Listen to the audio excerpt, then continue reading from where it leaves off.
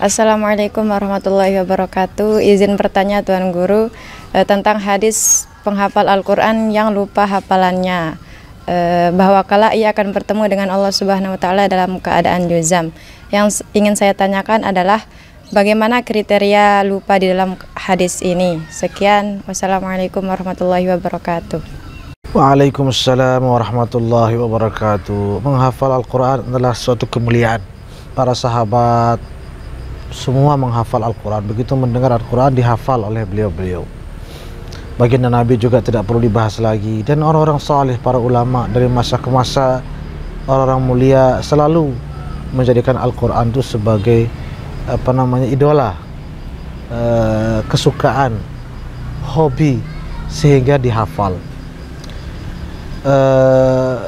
Hanya saja jika terdapat beberapa riwayat yang menyebutkan ancaman kepada mereka yang lupa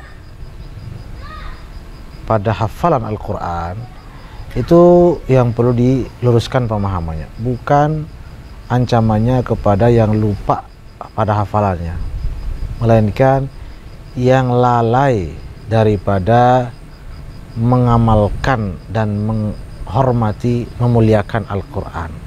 Itu yang mendapat ancaman. Adapun lupa akan hafalan, yang namanya manusia, ya, suatu hal yang manusiawi itu pasti lupa, apalagi hafalannya banyak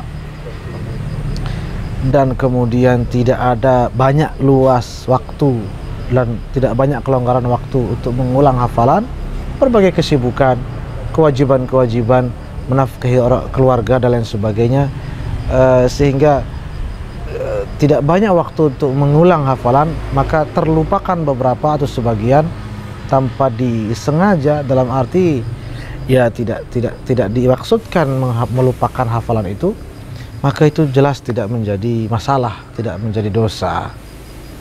Yang dosa itu begini: saya hafal Quran, kemudian saya mengatakan, ternyata menghafal itu gak penting, ternyata Quran itu gak bener, gak usah dah diulang hafalannya, atau juga gak ada gunanya. Itu berdosa besar karena ada unsur merendahkan, meremehkan, menistakan.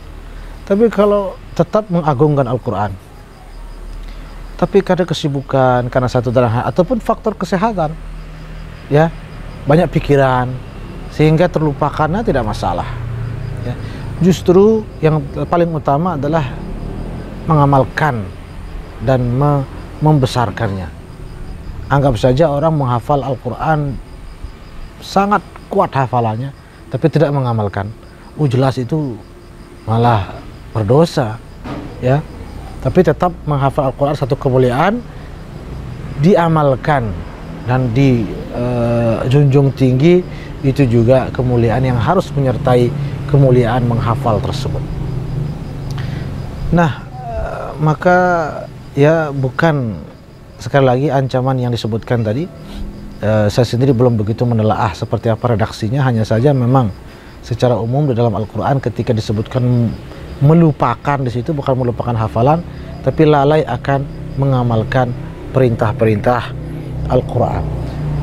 Ini penting, ya, karena ada sebagian pondok pesantren saya temukan tidak mau menerapkan program tahfiz di pondoknya.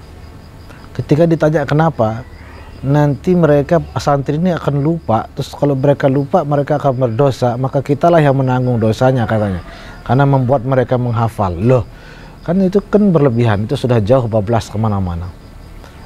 Jadi bukan alasan jangan menghafal Al-Quran nanti takut lupa, karena kalau lupa maka berdosa. Itu bukan alasan.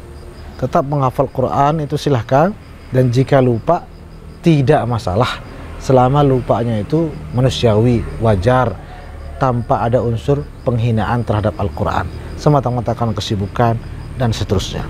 Namun yang terpenting adalah, ya, sebisa mungkin mengulang hafalan sebatas kemampuan. Namun yang paling utama juga adalah mengamalkan perintah-perintah Al-Quran serta menjauhi larangan-larangannya. Mudah-mudahan kita semua tergolong hamba-hamba Allah yang menjadi ahlul Quran, ahlullahi wa khassatuhu. Amin, amin, ya rabbal alamin.